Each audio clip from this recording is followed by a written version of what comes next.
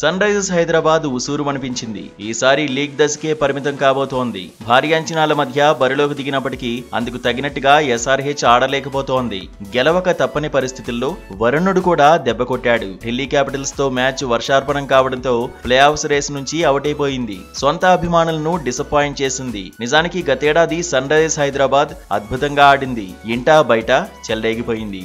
Batting లో మరో level చూపించింది. పవర్ ప్లేలో సునామీ ఇన్నింగ్స్ తో రఫాడించింది. భారీ స్కోర్లు నమోదు చేసింది. ప్రత్యర్థులు ఎవరైనా ఆధిపత్యం చెలాయించింది. కాకపోతే ఫైనల్లోనే తేలిపోయింది. దీంతో ఈసారి ఎస్ఆర్హెచ్ కుమ్మేస్తుందని ఫ్యాన్స్ ఎక్స్పెక్ట్ చేశారు. Cummins, Travis head, Abhishek Sharma, Klaasen, Nitish Kumar రెడ్డిని రిటైన్ చేసుకోవడంతో సన్ రైజర్స్ హైదరాబాద్ కు తిరుగుండదనుకున్నారు. కోర్ టీమ్ తో అద్భుతాలు చేస్తుందనుకున్నారు. అందుకు తగినట్టే సీజన్ లో ఎస్ఆర్హెచ్ ఆడిన తొలి మ్యాచ్ లోనే పరుగుల మోత మోగించింది. రాజస్థాన్ రాయల్స్ పై అదిరిపోయే విజయం సాధించింది. ఆ తర్వాత కొన్ని పరాజయాలు ఎదురైనా పంజాబ్ కింగ్స్ పై భారీ స్కోర్ ను ఛేదించింది. అభిమానుల్లో మళ్లీ ప్లే ఆఫ్ ఆశలు చిగురించేలా చేసింది. కానీ ఎస్ఆర్హెచ్ ఆ తర్వాత మళ్లీ తుస్సుమంది. సీజన్ లో సన్ రైజర్స్ హైదరాబాద్ ఇప్పటి వరకు 11 మ్యాచ్లు ఆడింది. అందులో గెలిచింది 3 మ్యాచ్లే.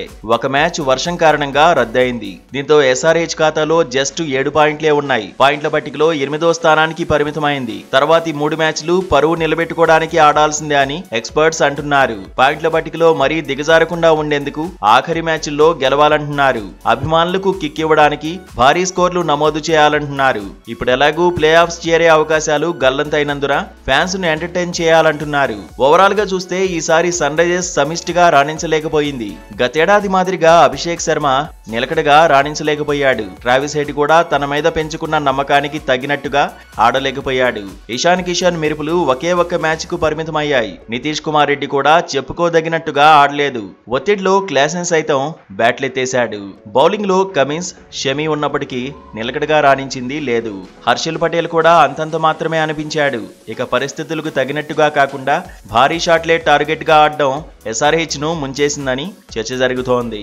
300 లోడింగ్ అని మురిసిపోయిన ఫ్యాన్స్ కు ఈసారి సన్ రైజర్స్ హ్యాండ్ ఇచ్చిందనే కామెంట్స్ గట్టిగానే వినిపిస్తున్నాయి. లీగ్ దశకే ఎస్ఆర్హెచ్ పరిమితమైనప్పటికీ తర్వాతి 3 మ్యాచ్ల్లో ఎలా రాణిస్తుందన్న ఆసక్తి మాత్రం అభిమానుల్లో ఉంది.